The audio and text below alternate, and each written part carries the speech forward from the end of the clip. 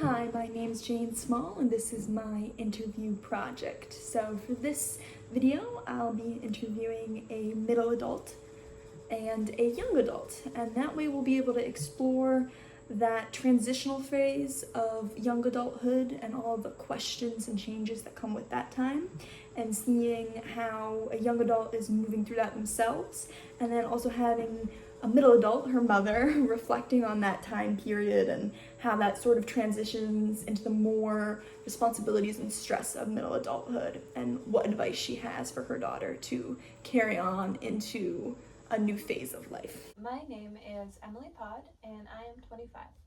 Okay. And what stage of development would you consider yourself in? I can give you some examples if you need them. Well, without the examples, my idea of where I'm at developmentally is quarter life crisis. So what are the examples you would give me? Okay, you could be in adolescence, emerging adulthood, young adulthood, middle adulthood. Afraid of adulthood? Yes, yeah. So merging, possibly.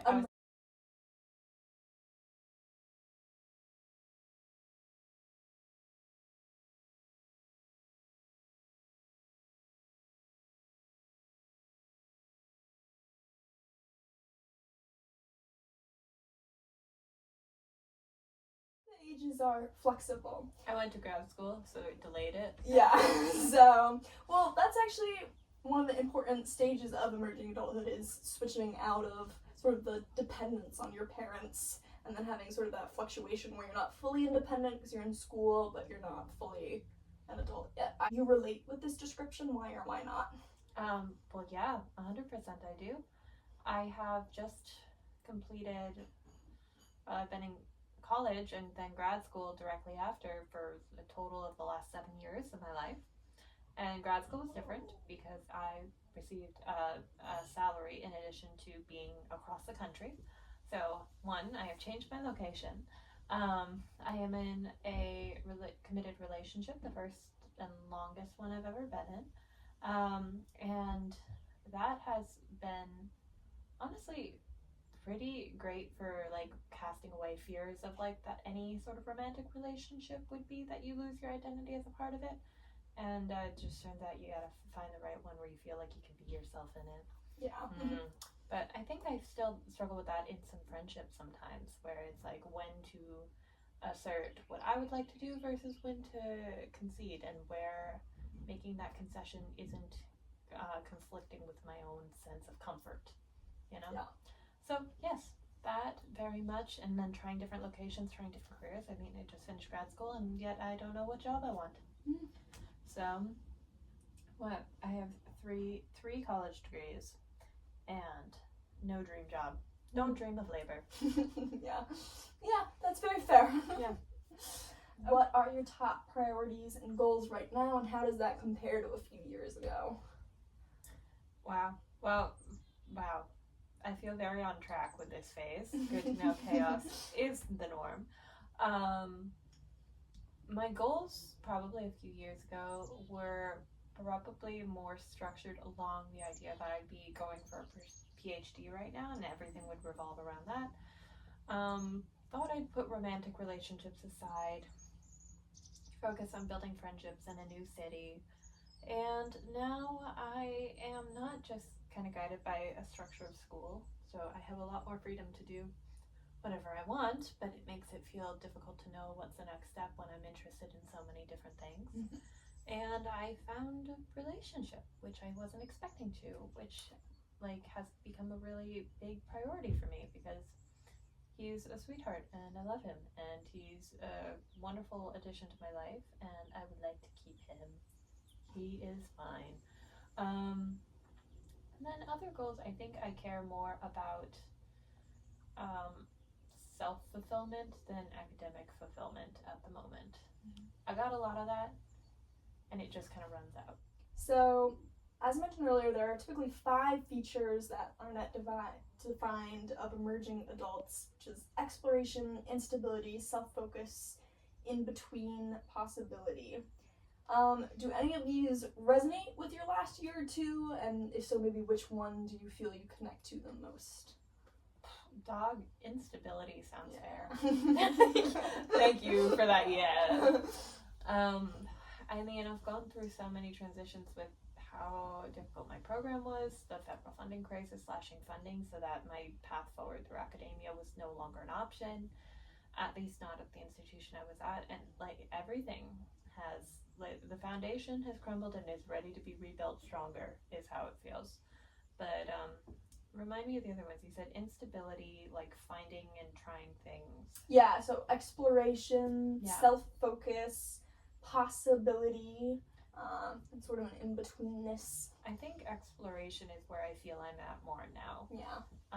Taking a lot of time to rest so that I feel like a little centered, and then a lot of things that I just am excited and ready to try. How are you balancing independence with building close relationships? Does the intimacy versus isolation tension show up for you? I feel like I see people when I want to see people, and maybe if anything, I will make my schedule a little more full than I would like it to be, just for the sake of, maintaining connections. I mean, I do think inconvenience is a price we pay for community, and it's a price worth paying pretty much every time. But in finishing my work, it's been great because I have more time to myself during the week, and then my weekends for my friends. But I think I do often choose to go out and do something with a friend rather than sit at home by myself at the moment. Yeah. And I like isolation in spurts, but I can enjoy. I'm privileged to have a lot of people whose company I can enjoy while feeling like I'm still by myself. Yeah.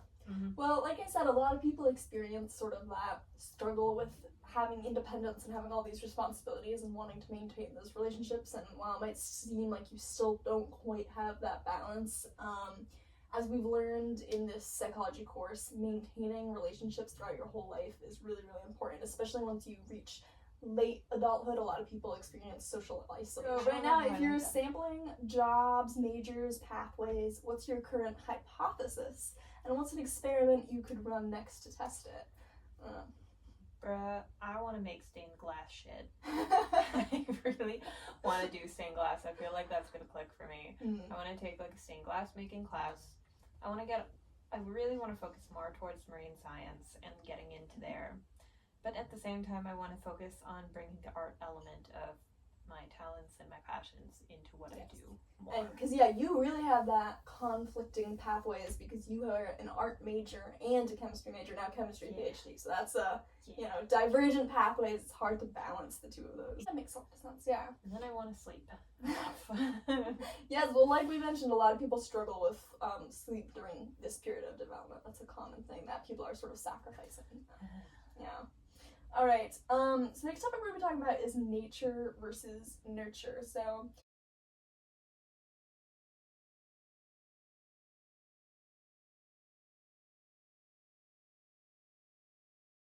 do you think your current identity is shaped more by your upbringing, which would be the nurture side, or by your personality and biology, which is the nature side? That's a hot take because I would think that I am an extremely biased source and would not be great at reporting for myself. But I think I see traits of both my parents and who I am. And they're both very kind people, and they are very different people too. Both very hardworking in different ways that I think complement. And then, of course, different traits that I think sometimes I recognize and I'm like, I do want to do this behavior differently, as is human. But I think, if anything, personality-wise, I fall into the perfectionist category and the type of personality that pushes myself a lot to try to think, how can I do this better? How can I be better? And I should probably be nicer to myself about that. So I think I was given a great nurture start, and then most of my life I've been given pretty free rein to make it whatever I wanted it to be. So my career paths, what I have done with it so far, what school I have gone to, where in the world I've ended up, I would say entirely falls on my shoulders and what I wanted to do. Yeah. As someone who knows both you and your parents, I do see a lot of those inherent traits. I mean, obviously, you look quite a bit like your mom, and you do have some of those inherent tendencies both of your parents have. You sort of have their mannerisms.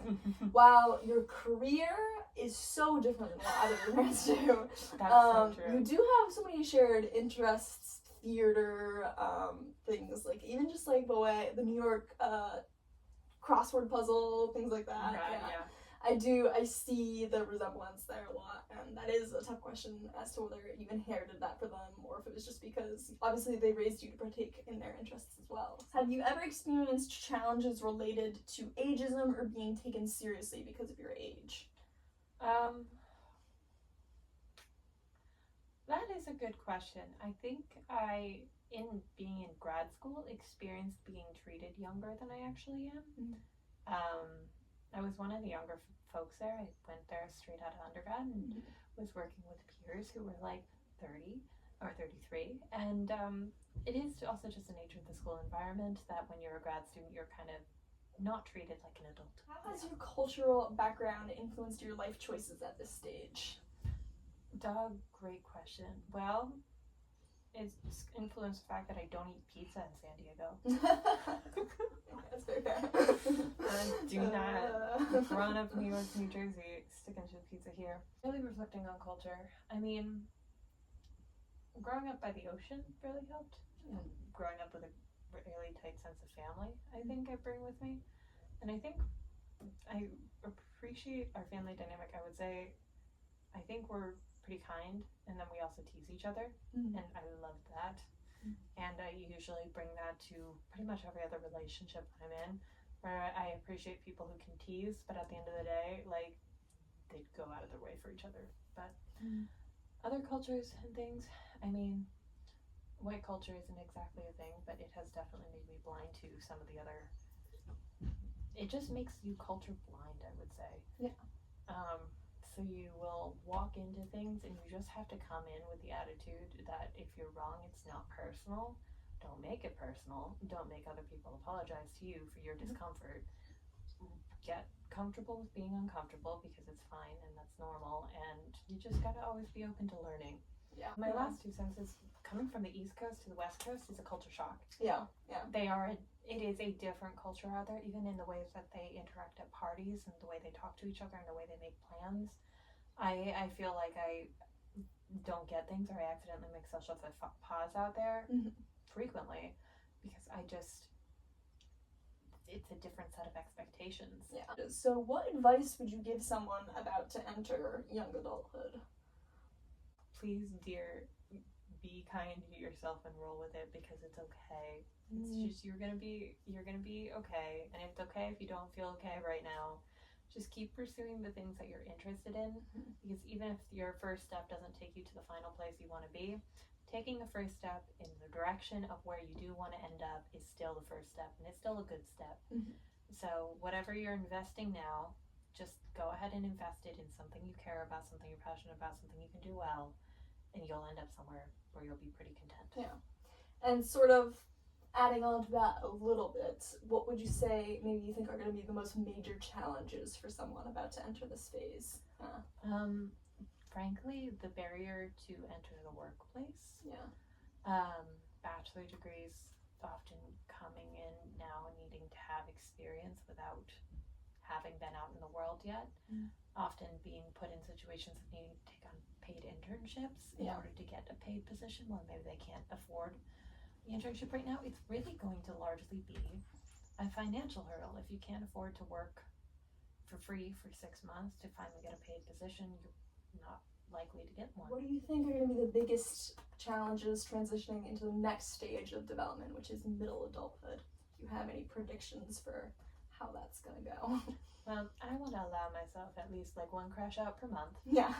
Bare minimum. For the record, also, middle adulthood typically isn't considered until you're 40 to 65, so you do have quite a while of young adulthood left. Oh my gosh. Well, then I'm not going to just limit myself to crash outs. I deserve to have a full quarter life crisis. But I think the hardest part is going to be maintaining a balance where I feel like I'm not sacrificing some sort of like core interest. Yeah. And it's really important to me to have time to spend checking in with myself to make sure that I'm okay with where I'm at.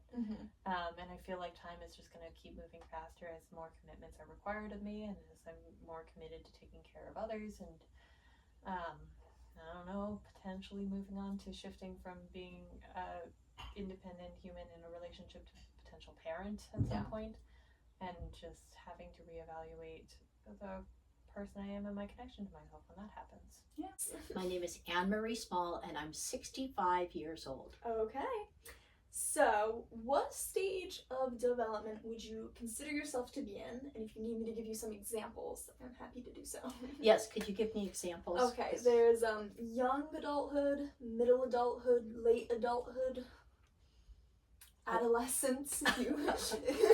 I consider myself middle adulthood. Okay. Well, that is what the general age range would agree with. Typically, middle adults are considered from age 40 to 65. So.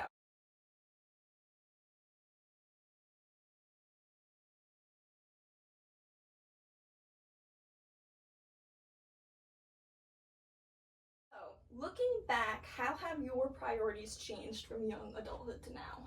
How have my priorities changed? Yes. Well, they have changed. For one thing, my children are adults now. My children are grown. They're very independent adults. They're perfectly capable of taking care of themselves, which is wonderful. Yeah. Good job, Mom and Dad. And also, I'm just more content now. I'm more content with simple things, quiet things. I love my garden. Yes. It gives me such joy. Just sometimes I sit on the front steps with a cup of coffee or a cup of tea and just watch the butterflies and bees go to the flowers that I planted. You know, things like that make me really happy. Relationships are so important. Time with people is so important. Sitting and sharing good food and just talking and laughing is so important. I'm very, very busy at work. I'm not the typical person. Many of my friends are retired. I am not. I started a brand new career at 59. I am a real estate agent. It is the craziest 24/7 roller coaster thing you could ever pick, but it uses every single skill I have. It uses all my people skills. Yes. It uses every business skill I have ever learned, from negotiating to client management to having to pivot and shift and figure stuff out and deal with all the psychology and the emotions of people as well. I've already done a lot of things. I've traveled, and now I'm more content. I'm happy to be home. I'm happy to have friends come over. I'm happy to go for a walk or a swim or a sail. You know, time with people, relationships with people matters so much. So much. And that's as something, as we've been learning in this course, that's really emphasized throughout the course, is continuing to maintain relationships into late adulthood is really important for your mental health and also even your physical health, because it can affect, you know, your blood pressure and things like that. And also, like you mentioned, walking, swimming, staying active is so important for your long-term health. All right, the next question is, have you found yourself focusing more on generativity, that idea of contributing to the next generation, whether that's in your personal life or in your professional life? Yes, I think about that, because you want to leave the world a better place, or leave a legacy. Or I think about my children. You know, I want to give them good advice. You know, I want to have them be set up for success. And, you know, a lot of that is learning to plan your finances. I mean, money's not the most important thing in the world, but you need it. It's a tool. It's a tool you need to learn how to use well. And I want to be able to make sure that they're on firm footing financially, not necessarily by giving them money, but by teaching them how to manage money and use money and invest money. Real estate is a really good investment. Yes. Just saying. Would you say this phrase, peak know-how but slightly slower speed, is something you find true in your life? So like I said, a lot of middle adults find that they're at the height of their skills and even their understanding, but they feel that their ability to do tasks at work is a little bit slower now than it was when they were younger. Do you feel that relates to you? And if not, do you think it has something to do with switching careers recently? Yeah. Well, actually it does. Like the computer can be a challenge. Like Yeah. I'm pretty good with the computer, but then they got a whole new computer system at Keller Williams, and And who knows anymore? oh my gosh, I was used to the old one, now I got to learn a new one, and it Yeah. doesn't always make sense to Yeah. me. Whereas sometimes people like right out of college are like, oh, you just do this, this, this, and this, click, click, click, and I'm like, Yeah. wait, slow down, I didn't follow what you just Yeah. what you just did. So that's been a little bit of a challenge. Okay. Have you noticed your social circle narrowing to the people who matter most? Does that feel like a loss or a gain?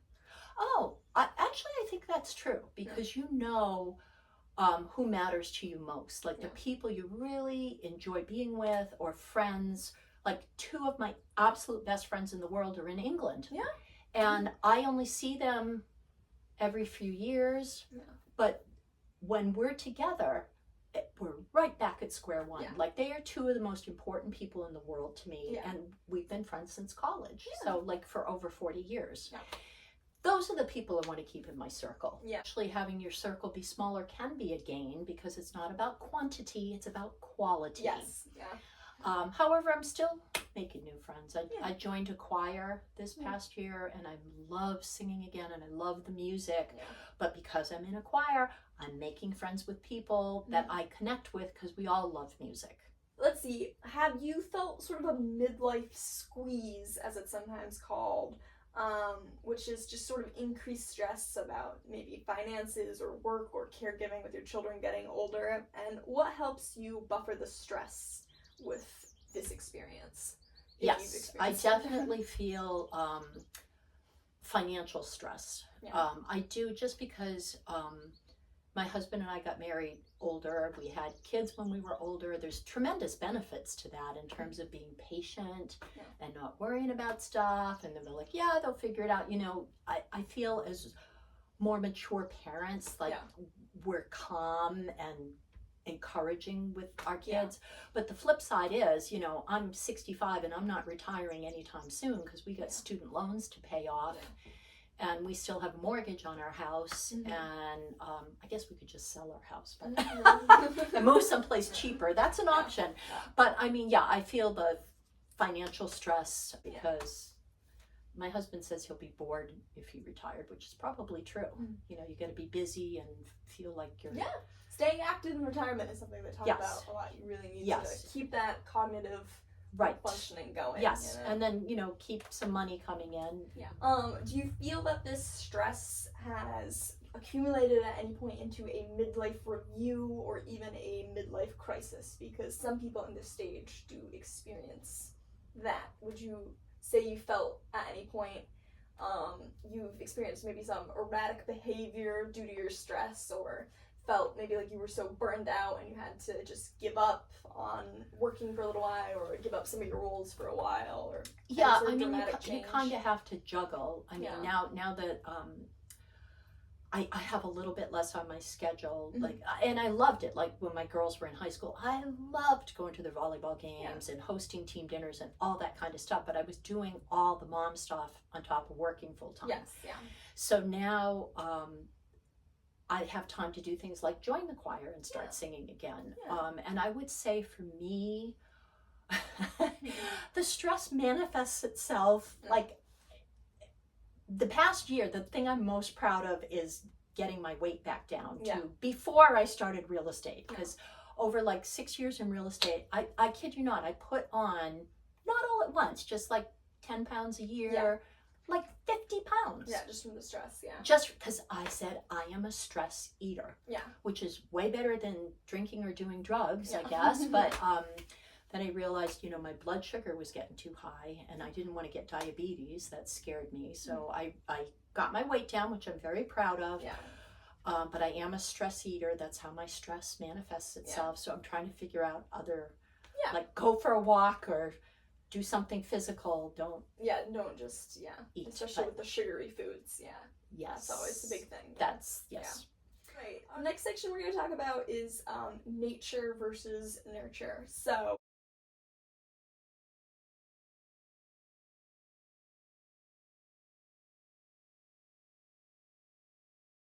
Do you feel your current outlook and personality are more shaped by your genetics or by your life experiences, which would be sort of that nature versus nurture concept? Wow, that's an interesting question. Yeah. Yes, that's I mean, it's absolutely a combination of both. Yes. Yeah. Absolutely a combination of That's both. what most research has found. Yeah. Yes. And it also depends, you know, some people learn from new experiences and some people don't. I don't know why, but you know, it happens. I feel, you know, genetically unhealthy, thank goodness. Isn't that great? Genetically, like for fun and stuff, I could always sing. Some people can't sing. I could always sing. That's a great thing. That's genetic, isn't it?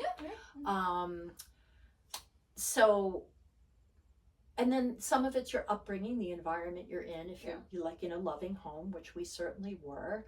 I'm incredibly tidy and clean because of my environment and my mother, and but I'm grateful for that too, because I like having things tidy and clean. And then you learn from life experiences, you know.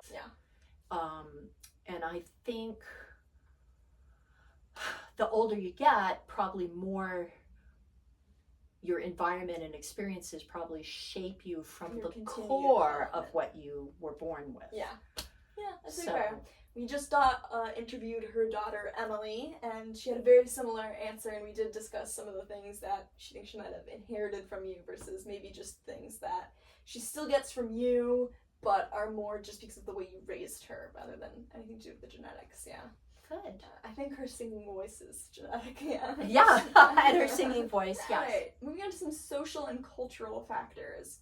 Have you ever experienced ageism or gender bias in your work or social situations, especially in this middle adulthood phase?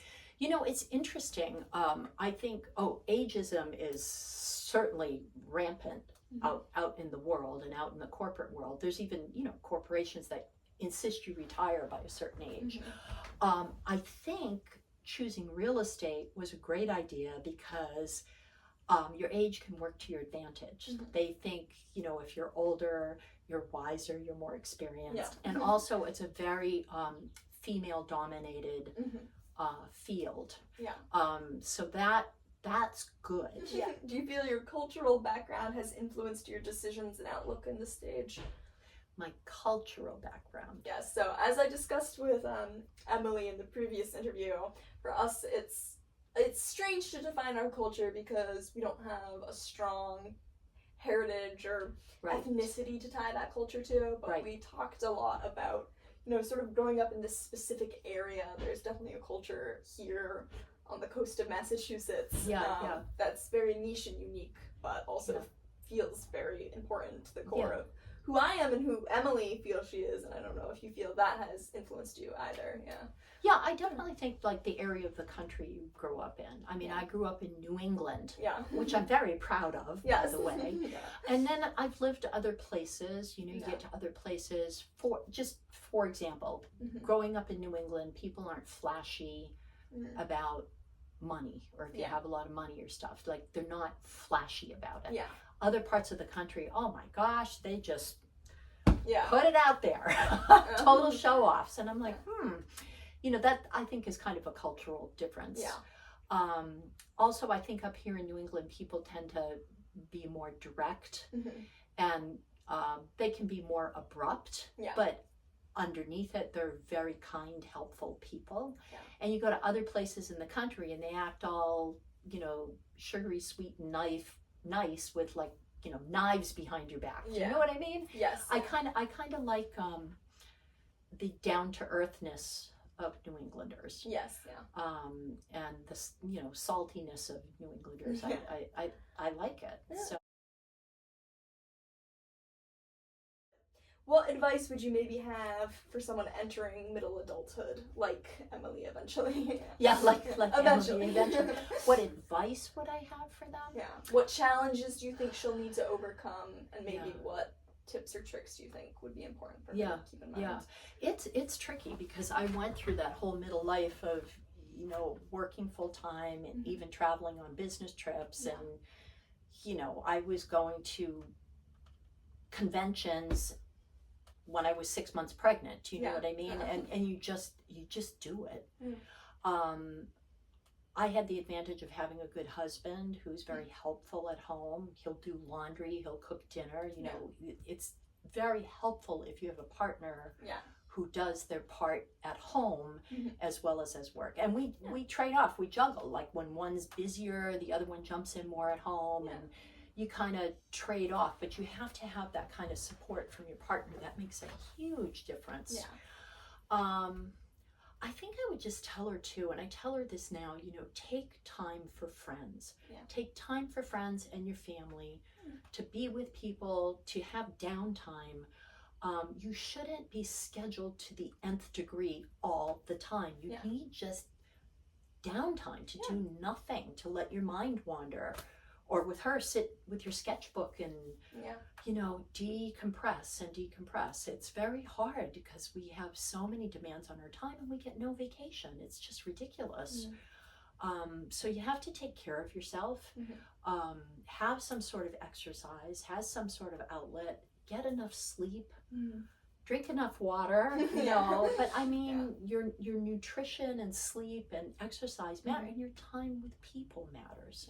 So, you know, put the phone away. I feel like telling that to everybody. Put your phone away and be present. Okay, well, as you can see, Emily is a very typical emerging young adult. She is experiencing a lot of changes. This is her first time she's been in a real relationship. She's facing a lot of career uncertainty. She's just finishing up grad school and she's still not totally certain of what path she wants to take. She has some trouble managing her sleep schedule and personal health schedule, and she also has some trouble balancing being independent versus having intimacy with her friends and family and getting to balance all those responsibilities. She feels like this is a time of uncertainty, and she feels like she still has a lot more exploring to do in her life, which is all very standard for that phase. And reflecting back, her mother, Anne Marie, remembered a lot of that time of change of young adulthood, but now that she is a middle adult, she has a lot more responsibility, and she did find juggling multiple roles such as motherhood and working at the same time to be very stressful. When she was in her 50s, she did experience certainly a midlife squeeze, and not a full crisis, but she did find she struggled a lot with weight gain. But now as she's heading more towards late adulthood, she wants to focus a lot more on being active and keeping connections. She has a lot of advice for her daughter, Emily, and she thinks that keeping those connections is a really important part of life. She advises her daughter to really focus on keeping people close, as well as taking time for herself, which is something Emily said she wants to work on as she moves towards middle adulthood. You can see the resemblance between the two, and it shows a lot of that nature versus nurture concept. Obviously, the two of them look quite a lot alike, showing some of that nature. They have similar mannerisms. They both have beautiful singing voices. And in the nurture sense, they are both similar too. They both are very tidy. They both have similar interests, and they both have very similar core values. So they have certainly been shaped by their family environment and by their culture that they share, but neither of them felt they had experienced too much ageism. Emily felt sometimes as a grad student professors don't take her seriously, but Anne-Marie felt generally she thinks wisdom has helped people take her more seriously. So between the two phases, there's a lot of comparing and contrasting, and both of them seem to be moving very on track for normal development and seem to have very similar values and ideas of what they need to do moving forward.